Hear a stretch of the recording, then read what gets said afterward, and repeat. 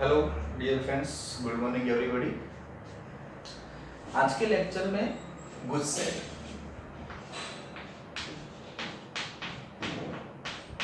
And JEE के related topic देखते हैं। पिछली बार हमने इनवर्स ट्रिगोनोमेट्रिक फंक्शन के रिगार्डिंग बात की थी और उसकी सभी ट्रिक और हिंट मैंने सिखाई थी और उसके बाद मटेरियल भी आपको भेजा था करने के लिए। आज डेरिवेशन के कुछ फंडे सीखते हैं और डेरिवेशन के रिलेटेड एग्जाम्पल की बात करते हैं। तो नंबर 1 JEE में पूछा गया एग्जाम्पल है सभी वही d square x upon dy square is equal to blank, इतना ही है। 2011 में पूछा गया सम है। ऑप्शन कुछ इस तरह से है बेटा, minus d square Y upon D x square की -1 power into d y by d x की -3 पावर। ऑप्शन बी है D square Y upon D x square bracket में d y by d x की -2 power.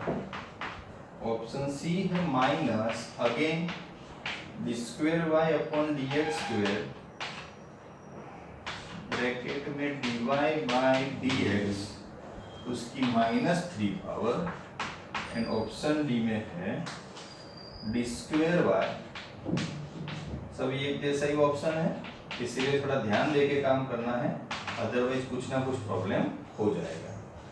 Basically हमें prove कुछ नहीं करना है, उसी के फॉर्म में एग्जाम्पल को रोटेट करना है। क्वेश्चन तो हमारे पास फिक्स ही है, एक ही चीज दी हुई है D square Y upon D X, उसके अलावा और कोई ऑप्शन ही नहीं है हमारे पास।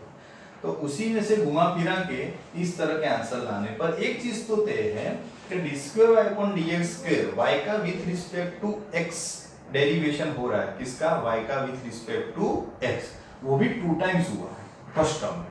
तो कोई टर्म ऐसा नहीं है जिसमें 2 टाइम डेरिवेशन आया ना हो। दैट मींस मतलब कि वो तो कुछ ना कुछ हमें मतलब कि करना ही पड़ेगा। तो देखना इधर थोड़ा चेंजेस करते हैं, sorry D square x upon D Y square दिया हुआ है ना क्वेश्चन में, ओके। और इधर चाहिए D square Y upon D x square, तो उसको थोड़ा बाइफरकेट करते हैं, जैसे डी बाई डी वाई और ब्रैकेट में dx बाई dy आ गए समझ में, ओके। जिसका 2 टाइम डेरिवेशन वाला टर्म था उसको थोड़ा सेपरेट कर दिया, d बाई dy अलग से लिख दिया, dx बाई dy। तो देखो basically d square x upon dy का होल स्क्वायर, ओके। चलो, बट इन फ्यूचर रिक्वायरमेंट ऐसी है कि हमें d square y upon dx square चाहिए। क्या चाहिए? d square y upon dx square.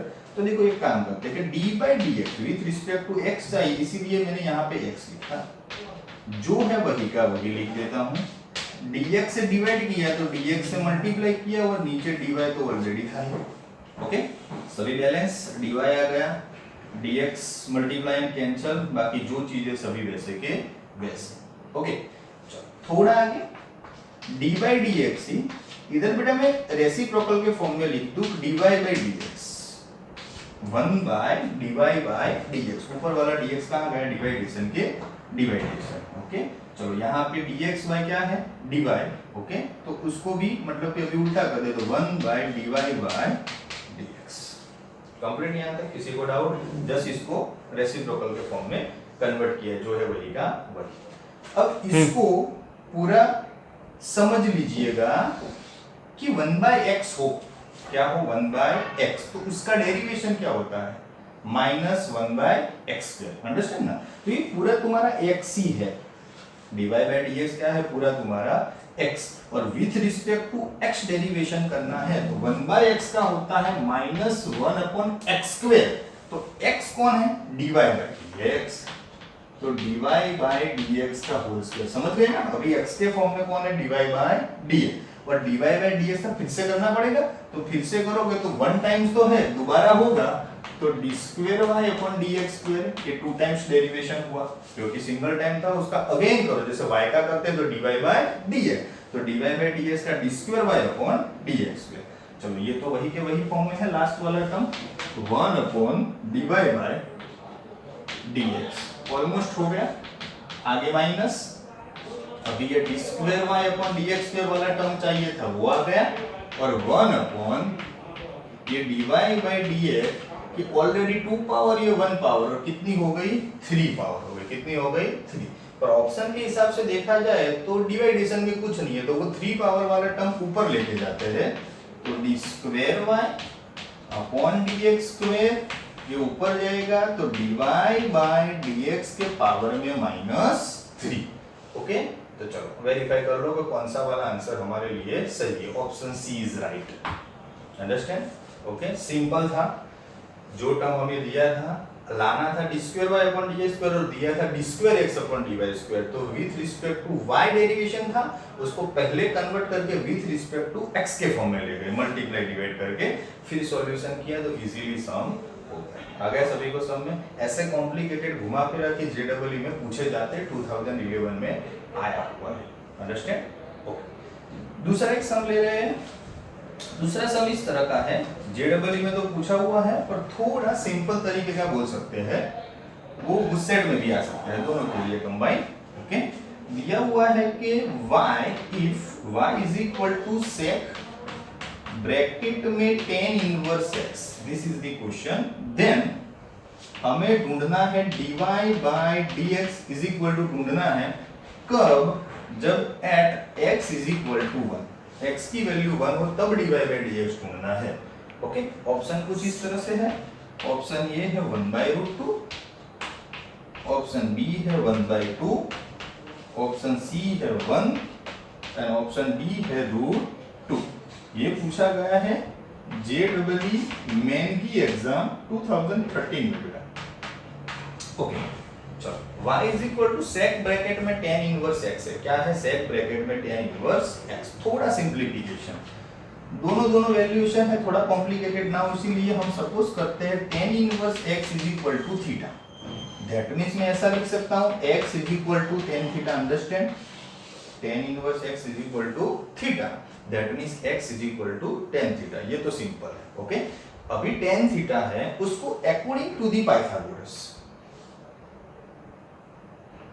According to the Pythagoras a b c नाम दे दे, ये एंगल थीटा ले, तो tan थीटा दैट मींस क्या है, opposite side divide by nearest side. कुछ ना हो तो डिवाइडेशन में 1 तो होता ही है, तो ऑपोजिट साइड साइन की क्या हुई x हुई, नियरेस्ट साइड 1 हुई, तो तीसरी साइड आप अपने आप ढूंढ सकते हो x² + 1 ही होगी। अकॉर्डिंग टू द पाइथागोरस क्या होगा, टू साइड का स्क्वायर उसके हाइपोटेन्यूज के बराबर होगा।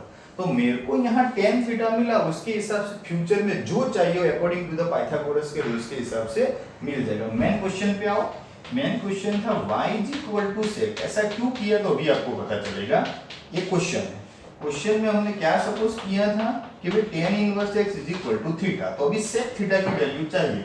तो एग्जांपल के ऊपर से सेक थीटा दैट मींस क्या, cos थीटा होता तो क्या होता, nearest side divide by hypotenuse, तो सेक थीटा है तो उल्टा हो जाएगा ना बेटा, क्या hypotenuse, that means x² + 1 divide by nearest side, that means मतलब कि 1 लिखने की जरूरत है या नहीं, कोई प्रॉब्लम है नहीं, ये तो जस्ट लिखा मैंने कि y इज इक्वल टू, नीचे 1 ना हो तो भी चलेगा।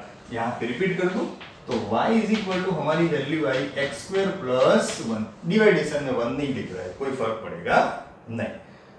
चलो अब रेडी सेटअप है, फ्यूचर में dy बाय dx ही ढूंढना है, तो स्टार्ट करो derivation with respect to x, dy by dx, √x का क्या हो जाएगा 1/2 √x, x² + 1, ये तो रूट का हुआ, तो dy बाय dx किसको मिलेगा, x² + 1 को। चलो तो 1/2 अंडर रूट में x² + 1, इसका डेरिवेशन करो तो x² का 2x और 1 का 0, अगेन 2 कैंसिल, तो बचा x अपॉन अंडर रूट में x² + 1। ये तो वैल्यूएशन हमें मिली, पर फाइनल आंसर तो तभी आएगा क्योंकि हमें बोला है at x is equal to 1, dy by dx ही ढूंढना है, पर x इज इक्वल टू 1 वो भी डेरिवेशन होने के बाद। अभी रखो वैल्यू, तो dy बाय dx, x की जगह पे 1 रखोगे तो ऊपर 1 का स्क्वायर 1 + 1 तो 2, रूट में है तो 1/√2, तो विच answer is right, option A is the clear. ऐसे बहुत सारे एग्जाम्पल प्रैक्टिस के लिए भी है।